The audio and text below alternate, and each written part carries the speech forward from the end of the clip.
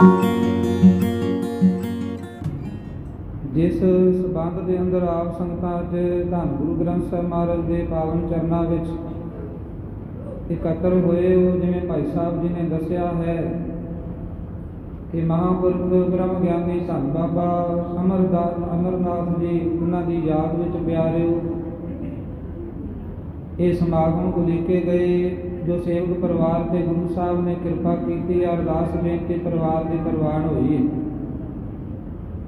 सो प्यारिओ, काफ़ी समय तो आप जी सतगुरु महाराज के चरणों में सुरत जोड़ के बैठे सी ते महाराज सच्चे पातशाह जी कृपा करन थोड़े जे समय के वास्ते होर प्यारे इस तरह साथ देना है, क्योंकि संगत प्यारे जी है इत्थे सदा ही सुरत ते शब्द का मिलाप हुंदा है। सो यतन करना चाहिए कि सुरत जी है शब्द विच जुड़ी रहे। मैं समागमां दे विच भी आप जी के चरणों में बेनती की सी कि तीन तरह की संगत आ। एक वो हुंदे ने जिहड़े प्यारे गल्लां बातां करते रह जाते, एक वो हुंदे जिहड़े इधर उधर वेखते रह जाते, ते तीसरे वो ने जिहड़े प्यारे सतगुरु के शब्द दे विच सुरत नूं जोड़ के ते नाम रस की प्राप्ति करते। ते आपां उन्हां दे गिणती विच आउणा है जिहड़े नाम रस जिहड़ा प्राप्त करदे। एक बारी प्यारे महापुरख राजस्थान के इलाके वाल कीर्तन करने वास्ते चले गए। कीर्तन उन्होंने आरंभ किया तो आप जी वांग संगत बड़ी बैठी सामने, पर जिवें ही उन्होंने बाजा ते हथ रख के प्यारे शब्द गाना शुरू किया, एक बंदा उठिया चलिया गया, दूजा उठिया चलिया गया, एक एक करते सारे उठ के चले गए। पर महापुरखा ने नेत्र बंद करके ते प्यारे शब्द गाना शुरू कर दिता।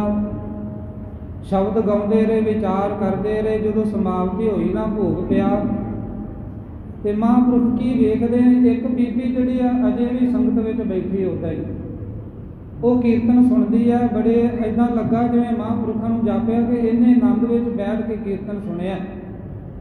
समाप्ति हुई तो महापुरख नूं मिले, कहण लगे बीबी तेरा लगदा शब्द दे नाल गुरबाणी दे नाल बड़ा प्यार है, तू शब्द नूं लगदा है समझदियां जानदियां कि शब्द दे विच किन्ना आत्म ज्ञान आ, इस करके सारे चले गए पर तू बैठी रही।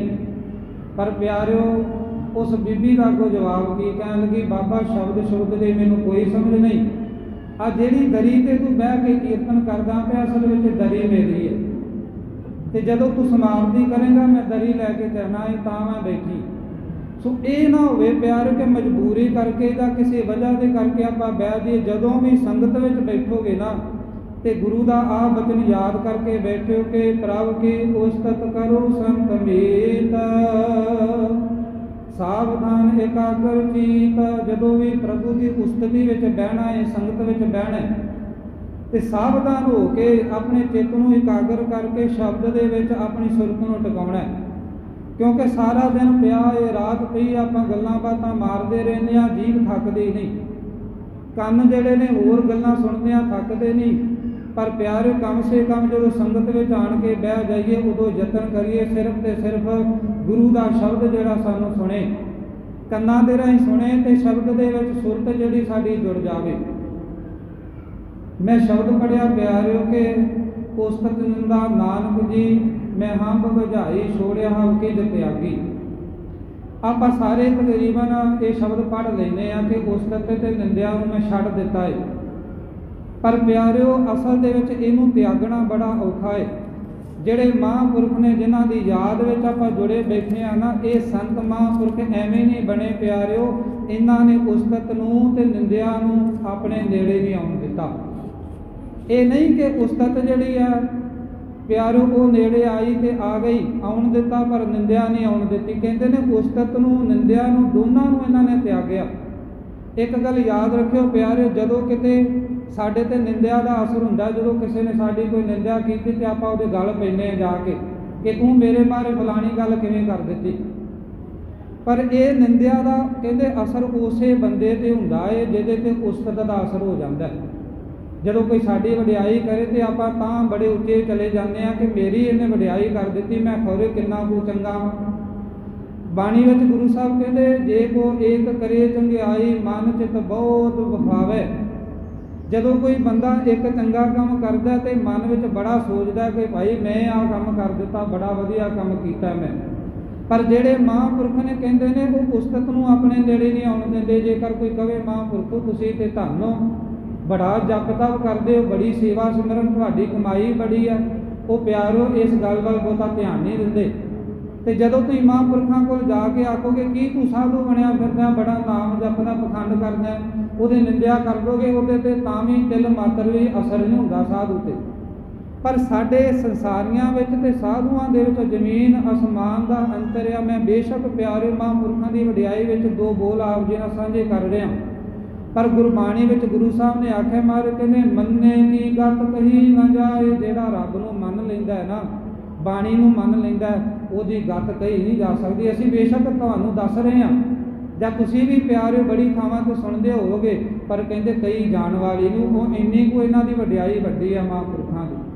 ਤੇ ਨਾਲ ਗੁਰੂ ਸਾਹਿਬ ਕਹਿੰਦੇ ਜੇ ਕੋ ਕਹਿ ਪਿਛਾ ਪਛਤਾਏ, ਜੇ ਕੋਈ ਕਹਿਣ ਬਹਿ ਜਾਵੇ ਨਾ ਤੇ ਮਗਰੋਂ ਪਛਤਾਉਂਦਾ, ਯਾਰ ਆਹ ਗੱਲ ਤੇ ਮਹਾਂਪੁਰਖਾਂ ਦੀ ਯਾਦ ਹੀ ਨਹੀਂ ਰਹੀ, ਆਹ ਗੱਲ ਸੁਣਾਉਣੀ ਸੀ। ਜਦੋਂ ਕਿਤੇ ਉਹ ਸੁਣਾ ਦਿੱਤੀ ਤੇ ਮਹਾਰਾਜ ਕਹਿੰਦੇ ਨੇ ਫਿਰ ਪਛਤਾਉਂਦਾ ਕਿ ਫਲਾਣੀ ਗੱਲ ਰਹਿ ਗਈ। ਕਿਉਂ?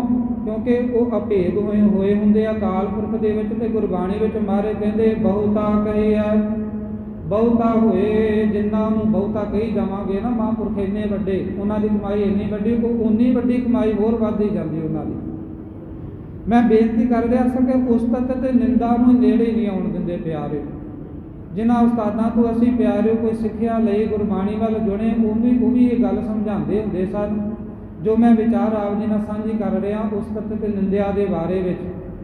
ਉਹ ਵੀ ਕਹਿੰਦੇ ਹੁੰਦੇ ਸਨ ਕਿ ਜਦੋਂ ਤੈਨੂੰ ਕਿਤੇ ਕੋਈ ਨਮਸਕਾਰ ਕਰ ਦੇਵੇ, ਤੇਰਾ ਸਤਿਕਾਰ ਕਰੇ, ਤੇ ਗੁਰੂ ਦੇ ਅੱਗੇ ਢਹਿ ਜਾਇਆ ਕਰ, ਸਤਿਗੁਰੇ ਸਤਿਕਾਰ ਮੇਰਾ ਨਹੀਂ, ਇਹ ਸਾਰਾ ਸਤਿਕਾਰ ਤੇਰੇ ਕਰਕੇ ਹੋ ਰਿਹਾ, ਤੈਨੂੰ ਇਹ ਤੇਰਾ ਸਤਿਕਾਰ ਤੈਨੂੰ ਮੁਬਾਰਕ ਆ।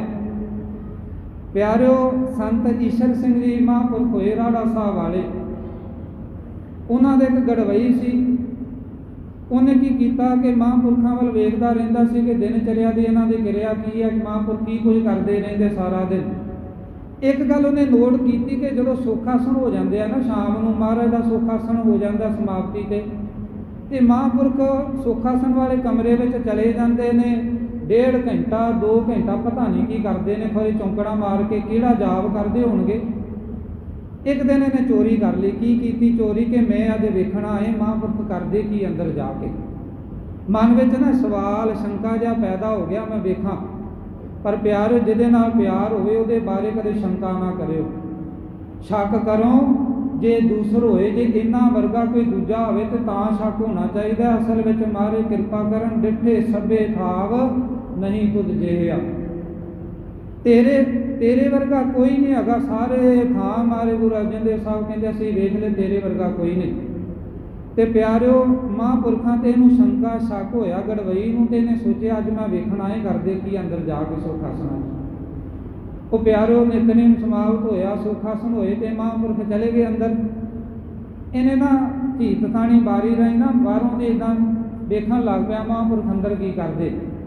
ਕੀ ਵੇਂਦਾ ਕਿ ਮਹਾਂਪੁਰਖ ਖੜੇ ਨੇ ਗੁਰੂ ਗ੍ਰੰਥ ਸਾਹਿਬ ਮਹਾਰਾਜ ਦੇ ਅੱਗੇ ਹੱਥ ਜੋੜ ਕੇ। 2-4 ਮਿੰਟ ਖੜੇ ਰਹੇ ਤੇ ਫਿਰ ਗੋਡੇ ਲਾ ਕੇ ਜ਼ਮੀਨ ਤੇ ਮੱਥਾ ਟੇਕ ਦਿੱਤਾ। ਫਿਰ ਖੜੇ ਹੋ ਗਏ ਤੇ ਫਿਰ ਇੱਦਾਂ ਖੜੇ ਹੋ ਕੇ ਕਿੰਨਾ ਚਿਰ 5-7 ਮਿੰਟ ਖੜੇ ਰਹੇ, ਫਿਰ ਮੱਥਾ ਟੇਕ ਦਿੱਤਾ। ਉਹ ਗੜਵਈ ਵੇਖਦਾ ਰਿਹਾ ਘੰਟਾ 1.5 ਘੰਟਾ ਮਹਾਂਪੁਰਖ ਕੀ ਕੰਮ ਕਰਦੇ ਆ। ਬਸ ਖੜੇ ਹੁੰਦੇ ਨੇ, ਫਿਰ ਬੈਠ ਕੇ ਮੱਥਾ ਟੇਕ ਦਿੰਦੇ ਨੇ, ਫਿਰ ਖੜੇ ਹੋ ਜਾਂਦੇ। ਇਹੀ ਕੰਮ ਕਰੀ ਗਏ 1.5 ਘੰਟੇ ਤੱਕ। ਹੁਣ ਇੱਕਦਮ ਉਹਦੇ ਵੀ ਪਿਆਰੇ ਦਿਮਾਗ ਤੇ ਚੋਟ ਵੱਜੀ, ਜਿਹੜਾ ਗੜਵਈ ਸੀ, ਕਿ ਮਨਾ ਤੂੰ ਕੀ ਕੰਮ ਕਰਨ ਲੱਗ ਪਿਆ। ਇਹ ਤੇ ਸੰਤ ਨੇ, ਇਹਨਾਂ ਦੀ ਮਹਿਮਾ ਆਪਾਂ ਨਹੀਂ ਜਾਣ ਸਕਦੇ।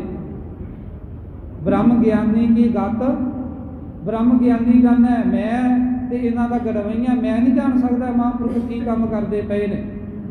ਮਨਾ ਤੂੰ ਭੁੱਲ ਗਿਆ ਹੈ, ਕਿਉਂ ਐਵੇਂ ਮਹਾਂਪੁਰਖਾਂ ਤੇ ਕੋਈ ਸ਼ੱਕ ਕਰਦਾ। ਚੱਲ ਇੱਥੋਂ ਚੱਲੀਏ। ਉਹ ਪਿਆਰੋ ਚਲਿਆ ਗਿਆ।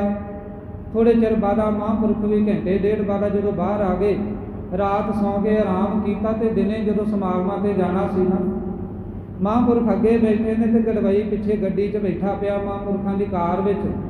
ਤੇ ਗੜਵਈ ਉੱਚੀ ਉੱਚੀ ਰੋਣ ਲੱਗ ਪਿਆ।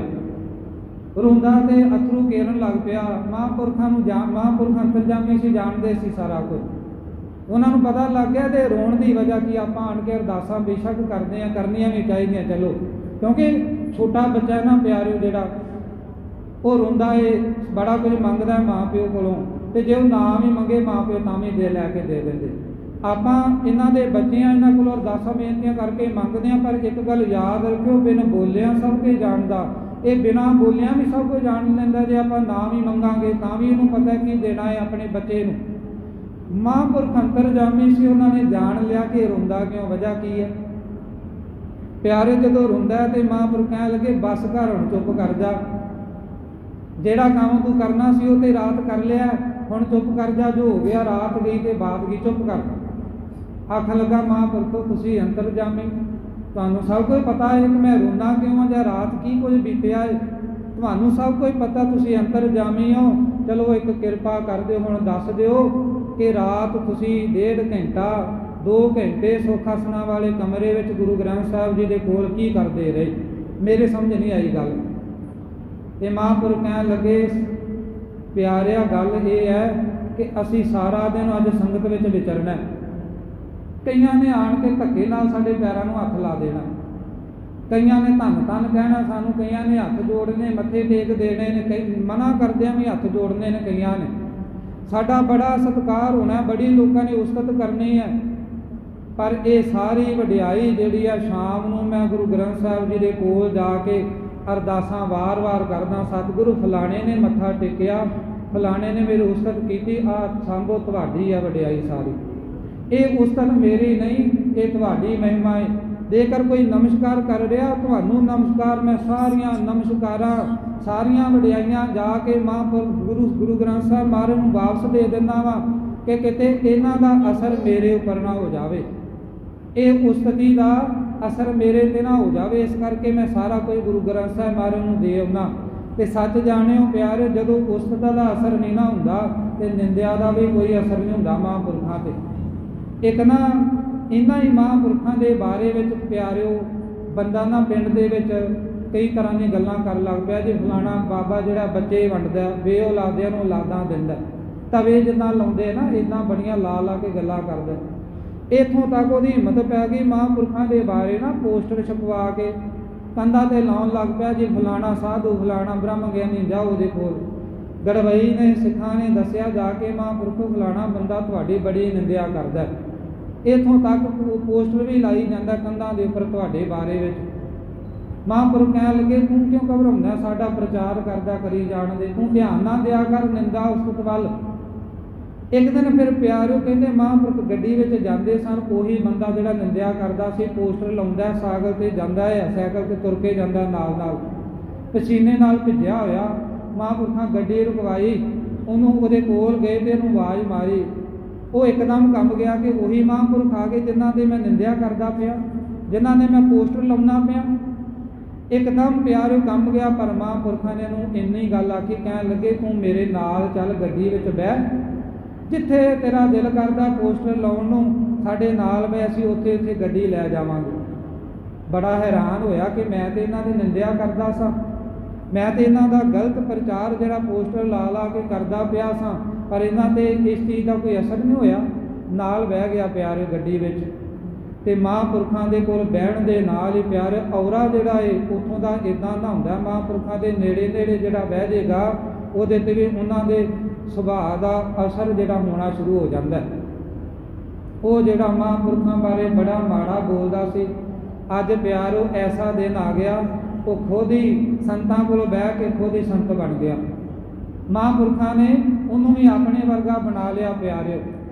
ਸੋ ਮੈਂ ਵਿਚਾਰ ਇਹ ਆਰੰਭ ਕੀਤੀ ਸੀ ਪਿਆਰੇ ਕਿ ਉਸਤਤ ਨਿੰਦਾ ਨਾਨਕ ਜੀ ਮੈਂ ਹੰਬ ਬੁਝਾਈ ਛੋੜਿਆ। ਆਪਾਂ ਸਾਰੇ ਪੜ੍ਹਦੇ ਹਾਂ ਕਿ ਮੈਂ ਉਸਤਤ ਛੱਡ ਦਿੱਤੀ ਕਿ ਮੇਰੀ ਕੋਈ ਉਸਤਤ ਕਰੇ, ਮੈਂ ਨਿੰਦਿਆ ਛੱਡ ਦਿੱਤੀ, ਜੇਕਰ ਕੋਈ ਮੇਰੀ ਨਿੰਦਿਆ ਕਰਦਾ ਮੈਂ ਧਿਆਨ ਨਹੀਂ ਦਿੰਦਾ ਕਰੀ ਜਾਣ ਦੇ। ਪਰ ਅਸਲ ਵਿੱਚ ਜਦੋਂ ਕੋਈ ਮਾੜਾ ਬੋਲ ਦੇਵੇ ਸਾਡੇ ਮਨ ਦੇ ਉੱਪਰ ਇੱਕਦਮ ਅਸਰ ਹੋ ਜਾਂਦਾ ਹੈ। ਪਿਆਰਿਓ ਜੇ ਨਿੰਦਿਆ ਤੋਂ ਬਚਣਾ ਹੈ ਕਿ ਨਿੰਦਿਆ ਦਾ ਅਸਰ ਨਾ ਹੋਵੇ, ਕੋਈ ਨਿੰਦਿਆ ਕਰਦਾ ਕਰੀ ਜਾਵੇ, ਤੇ ਇੱਕ ਗੱਲ ਯਾਦ ਰੱਖਿਓ ਉਸਤਤ ਦਾ ਵੀ ਅਸਰ ਜਿਹੜਾ ਤਿਆਗਣਾ ਪੈਣਾ। ਪਰ ਬੰਦਾ ਇਹ ਚਾਹੁੰਦਾ ਹੈ ਕਿ ਮੇਰੀ ਉਸਤਤੀ ਹੋਵੇ ਤੇ ਦੂਜਿਆਂ ਦੀ ਨਿੰਦਿਆ ਹੁੰਦੀ ਰਹੇ, ਪਰ ਗੁਰੂ ਗ੍ਰੰਥ ਸਾਹਿਬ ਮਹਾਰਾਜ ਨੇ ਸਾਨੂੰ ਸਮਝਾਇਆ। ਪਾਤਸ਼ਾਹ ਜੀ ਕਹਿੰਦੇ ਨਿੰਦਾ ਭਲੇ ਕਿਸੇ ਕੀ ਨਾਹੀ, ਨਿੰਦਾ ਜਿਹੜੇ ਕਿਸੇ ਦੀ ਵੀ ਕਰਨੀ ਚੰਗੀ ਗੱਲ ਨਹੀਂ, ਕਿਸੇ ਦੀ ਵੀ ਮਾਰੇ ਕਹਿੰਦੇ। ਪਰ ਨਾਲ ਗੁਰੂ ਸਾਹਿਬ ਕਹਿੰਦੇ ਮਨਮੁਖ ਮੁਗਧ ਕਰਾਨਾ, ਜਿਹੜੇ ਮਨਮੁਖ ਨੇ, ਮੁਗਧ ਨੇ, ਮੂਰਖ ਨੇ, ਕਹਿੰਦੇ ਉਹ ਫਿਰ ਵੀ ਨਿੰਦਿਆ ਵਿੱਚ ਪਈ ਜਾਂਦੇ ਜਦੋਂ ਕਿ ਚੰਗੀ ਗੱਲ ਨਹੀਂ ਆਦੀ। ਸੋ ਪਿਆਰਿਓ, ਇਹ ਮਹਾਂਪੁਰਖਾਂ ਦੀਆਂ ਵਡਿਆਈਆਂ ਨੇ ਕਿ ਉਹਨਾਂ ਦੇ ਉਸਤਤ ਦਾ, ਨਿੰਦਿਆ ਦਾ ਕੋਈ ਅਸਰ ਨਹੀਂ, ਉਹ ਨਿਰਲੇਪ ਰਹਿੰਦੇ ਨੇ ਇਹਨਾਂ ਗੱਲਾਂ ਤੋਂ। ਤੇ ਯਤਨ ਕਰੀਏ ਇਹਨਾਂ ਦਾ ਪੱਲਾ ਫੜ ਕੇ ਗੁਰੂ ਸਾਹਿਬ ਦੇ ਚਰਨਾਂ ਵਿੱਚ ਜੁੜ ਜਾਈਏ। ਮੈਂ ਅੱਗੇ ਵੀ ਇੱਕ ਵਾਰੀ ਬੇਨਤੀ ਕੀਤੀ ਸੀ ਕਿ ਜਦੋਂ ਕਿਤੇ ਰੱਬ ਮਿਲੇਗਾ ਨਾ ਤੁਹਾਨੂੰ, ਤੁਸੀਂ ਰੱਬ ਨੂੰ ਕਹੋਗੇ ਰੱਬਾ ਮਿਹਰ ਕਰ ਮੇਰੇ ਤੇ ਰੱਬ ਪਤਾ ਕੀ ਮਿਹਰ ਕਰਦਾ? ਰੱਬ ਸਾਨੂੰ ਗੁਰੂ ਮਿਲਾ ਦਿੰਦਾ। ਇਹ ਉਹਦੀ ਮਿਹਰ ਆ, ਸਾਨੂੰ ਗੁਰੂ ਨਾਲ ਮਿਲਾ ਦਿੰਦਾ। ਤੇ ਜੇ ਆਪਾਂ ਗੁਰੂ ਮਿਲ ਗਿਆ, ਗੁਰੂ ਨੂੰ ਕਵਾਂਗੇ ਸਤਿਗੁਰੂ ਮੇਰੇ ਤੇ ਮਿਹਰ ਕਰ, ਤੇ ਗੁਰੂ ਮਿਹਰ ਕੀ ਕਰਦਾ? ਸਾਨੂੰ ਸੰਗਤ ਵਿੱਚ ਮਿਲਾ ਦਿੰਦਾ। ਪਿਆਰਿਓ, ਇਹ ਗੁਰੂ ਦੀ ਮਿਹਰ ਆ ਜਿਹੜਾ ਆਪਾਂ ਸੰਗਤ ਵਿੱਚ ਬੈਠੇ ਆ।